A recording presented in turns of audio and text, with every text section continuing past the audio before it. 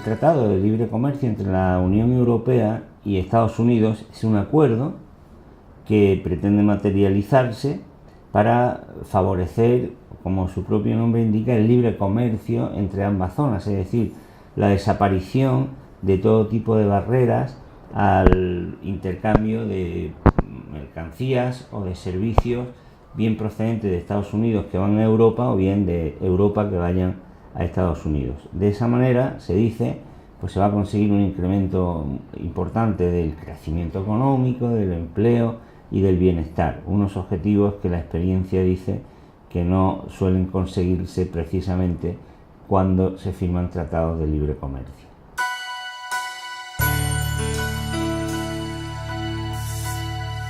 En realidad, entre Estados Unidos y la Unión Europea en estos momentos hay restricciones importantes y no simplemente cuantitativas. En general, entre dos países o dos zonas, las restricciones al comercio pueden ser de tres tipos. Uno consiste en establecer impuestos o aranceles, de tal manera que cuando viene un producto de fuera, si tiene un arancel, pues puede resultar tan caro que no compense comprarlo. La segunda forma es lo que se llaman los contingentes, es decir, que un país establece una cantidad determinada que se puede importar, que se puede comprar. Y la tercera es una forma un poco más sutil.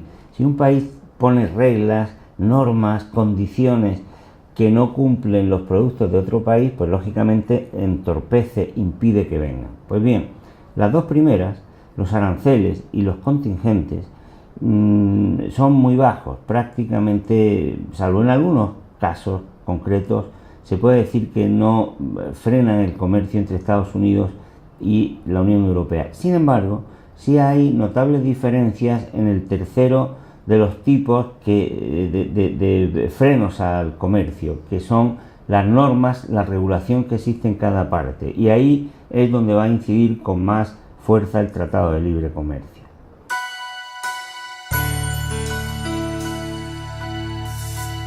Tiene básicamente tres tipos de medidas, tres grandes tipos de medidas.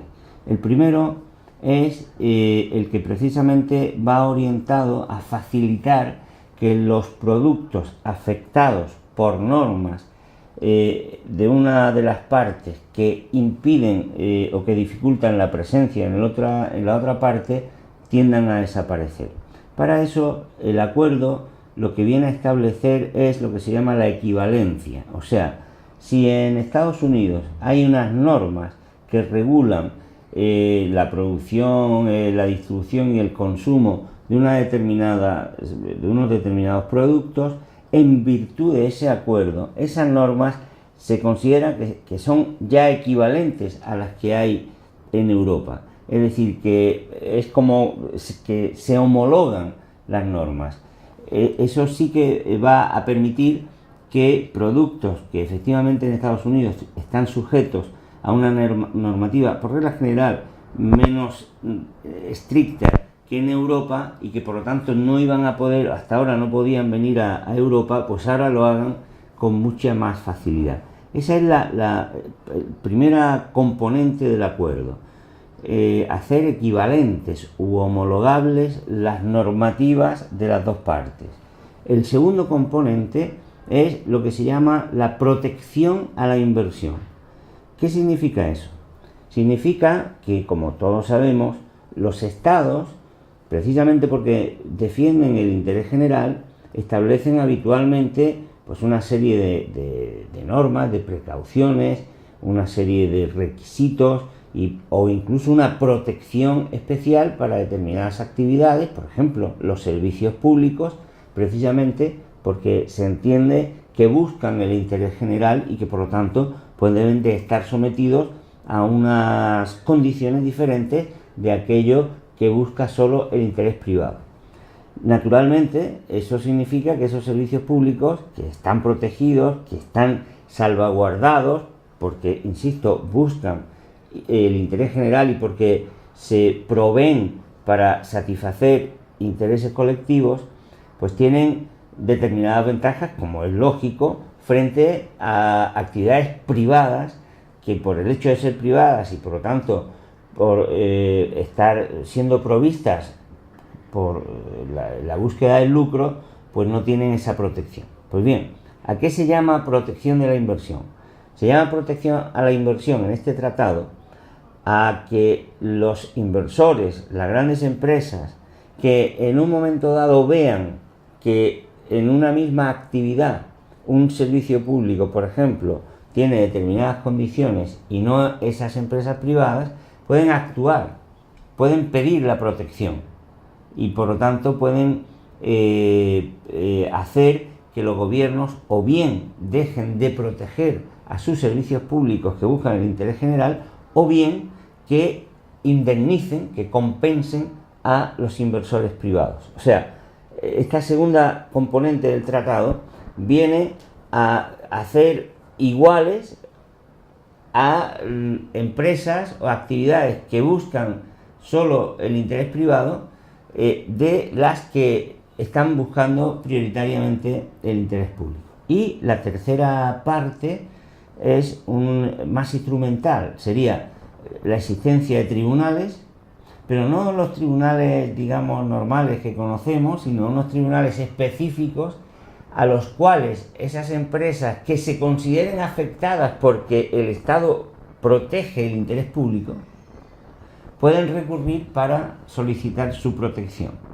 Son además unos tribunales privados, casi secretos, muy arbitrarios, muy discrecionales, y que la experiencia nos dice, como seguramente ocurrirá ahora, que terminarán siendo una vía de protección más del interés privado.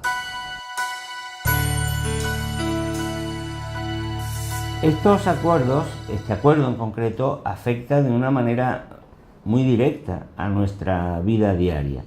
Piénsese, por ejemplo, que en Estados Unidos hay alrededor de 160 productos transgénicos cuyo consumo y utilización está permitido.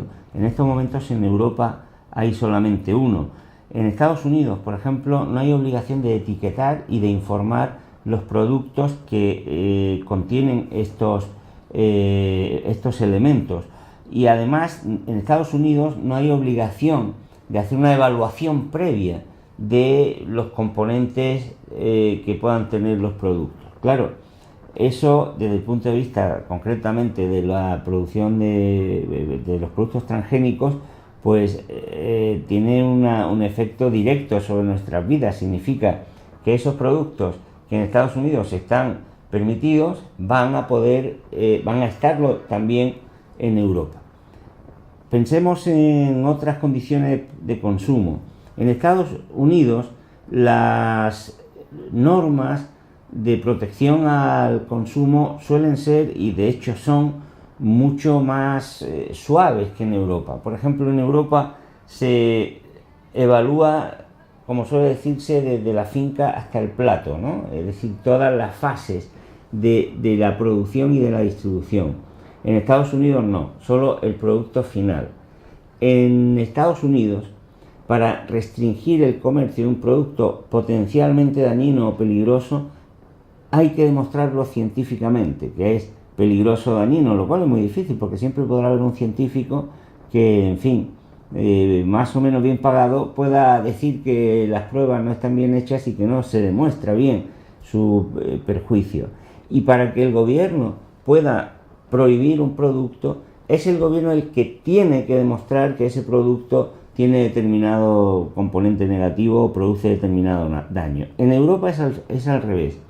Las empresas tienen que demostrar que el producto no hace daño y es la propia empresa y la sospecha de que algo puede ir mal lo que hace que se pueda restringir el consumo o la producción de ese producto. Está claro, pues, que con este tratado lo que va a ocurrir es que productos muy potencialmente dañinos que en Estados Unidos se consumen sin ninguna dificultad se van a vender en Europa. Y eso tiene una consecuencia directísima.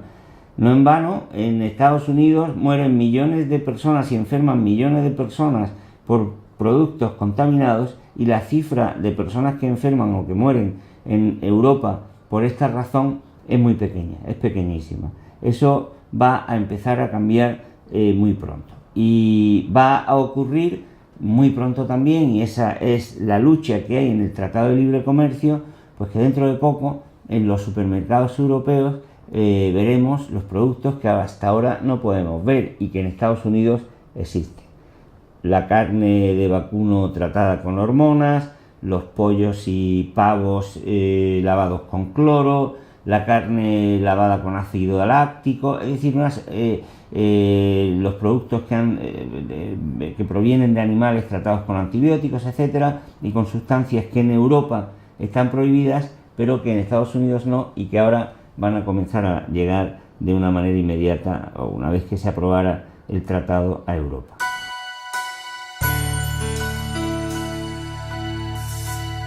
La Unión Europea y Estados Unidos se empeñan en decir que este tratado va a ser muy positivo para el comercio, para el crecimiento, que va a crear 400.000 empleos.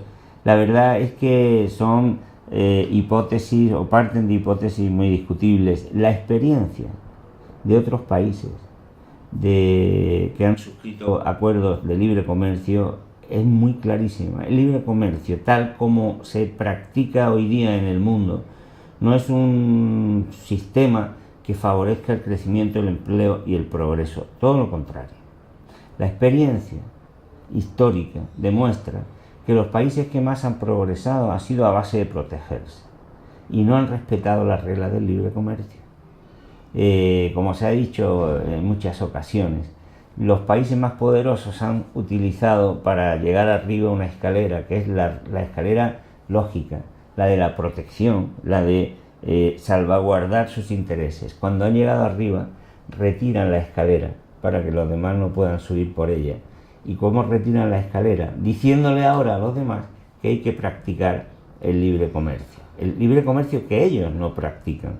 Por lo tanto, no podemos esperar esas ventajas. La teoría económica, incluso la teoría económica ortodoxa, no ha podido demostrar que el libre comercio sea mejor que otro régimen comercial, salvo en condiciones que se llaman de competencia perfecta, que son imposibles que se den en la realidad. Por ejemplo, sobre la hipótesis de que el empleo que se pierda en un país como consecuencia de un acuerdo de libre comercio se gane en otra actividad. Por ejemplo, que el ingreso que se pierde en un país como consecuencia del acuerdo de libre comercio se gane en otra actividad. Es decir, unos supuestos que sabemos la experiencia nos dice que no se dan. Eso no significa que la alternativa a este libre comercio sea la autarquía, sea encerrarse. No estamos hablando de eso. La alternativa es pensar que el comercio entre las naciones no debe basarse exclusivamente en facilitar que las grandes empresas multinacionales ganen cada día más dinero, sino en poner por delante las necesidades humanas, poner por delante los intereses de la naturaleza, que este tratado de libre comercio tampoco respeta, porque también va a homologar, va a hacer equivalentes las normas mucho más livianas de relación con la naturaleza que hay en Estados Unidos en relación con las europeas. Y una vez que se da prioridad a eso, organizar las relaciones comerciales de manera que se alcancen acuerdos mutuamente satisfactorios, pero mutuamente satisfactorios para los pueblos y sobre la base de defender y proteger sobre todo los recursos endógenos, que es donde está la fuente de toda la riqueza.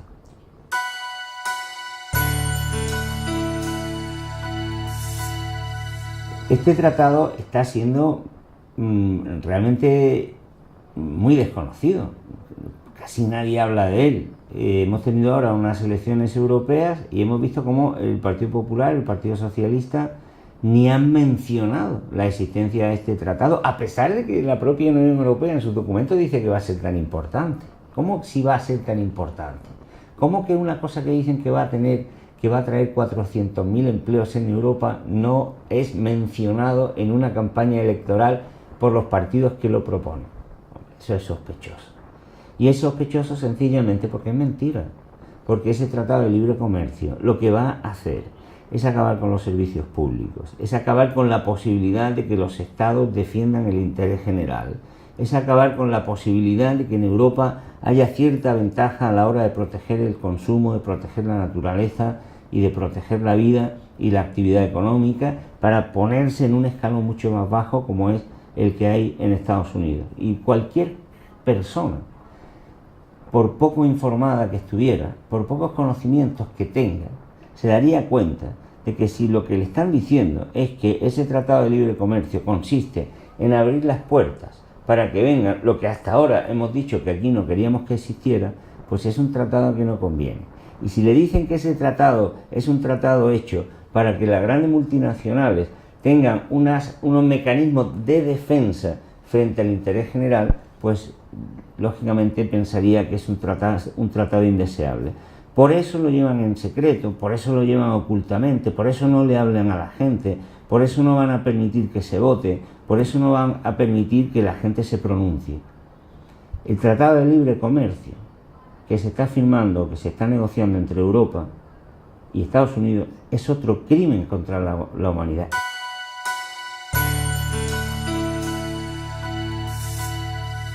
Frente a un tratado como este, frente a una agresión tan grande, ya hemos visto que desgraciadamente las instituciones no están sirviendo de mucho. El Parlamento Europeo es impotente. Cabe pensar que la mayor presencia de grupos y diputados críticos con todo esto, después de las últimas elecciones, puede remover un poco las aguas, pero desgraciadamente la falta de información y el dominio extraordinario de los grupos oligárquicos pues está ocultando esto. La única forma de combatir una agresión tan grande como la que se está urdiendo es que la gente tenga información, que sepa lo que eso representa, que sepa lo que va a ocasionarle en sus vidas, que sepa que eso va a destruir empleo, que va a destruir la naturaleza, que va a concentrar mucho más la renta y que va a perjudicar a la economía, a la sociedad y a la vida. Y que lo defiendan en las calles, que la gente se pronuncie, que haga manifestaciones, que hagan documentos en contra, que escriban a los organismos públicos, que no voten a los partidos que son partidarios de esto. El poder de la gente es omnímodo, el poder de la gente es extraordinario. Podemos frenar esto, podemos conseguir que Europa sea de otra manera, podemos conseguir que no sean solo las empresas multinacionales las que se aprovechen de las normas europeas. Podemos conseguirlo, pero lo podemos conseguir si la gente se empodera y se da cuenta de que el poder de cambiar el mundo está dentro de cada uno de nosotros.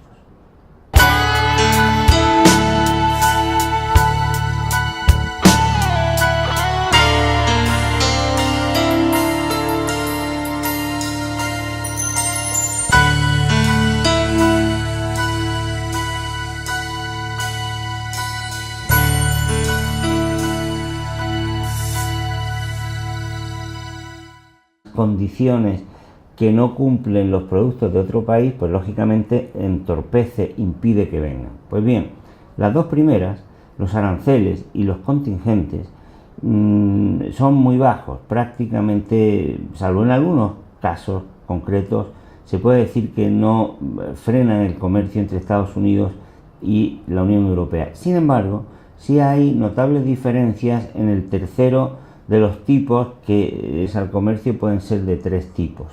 Uno consiste en establecer impuestos o aranceles, de tal manera que cuando viene un producto de fuera, si tiene un arancel, pues puede resultar tan caro que no compense comprarlo. La segunda forma es lo que se llaman los contingentes, es decir, que un país establece una cantidad determinada que se puede importar, que se puede comprar. Y la tercera es una forma un poco más sutil. Si un país pone reglas, normas, favorecer, como su propio nombre indica, el libre comercio entre ambas zonas, es decir, la desaparición de todo tipo de barreras al intercambio de mercancías o de servicios, bien procedentes de Estados Unidos que van a Europa o bien de Europa que vayan a Estados Unidos. De esa manera, se dice, pues se va a conseguir un incremento importante del crecimiento económico, del empleo y del bienestar, unos objetivos que la experiencia dice que no suelen conseguirse precisamente cuando se firman tratados de libre comercio.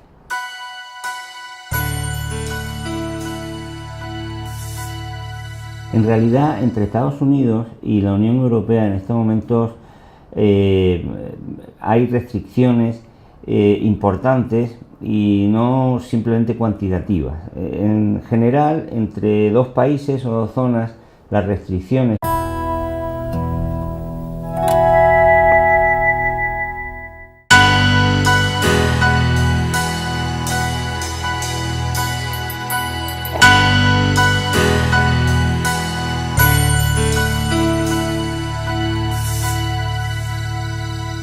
El Tratado de Libre Comercio entre la Unión Europea y Estados Unidos es un acuerdo que pretende materializarse para favorecer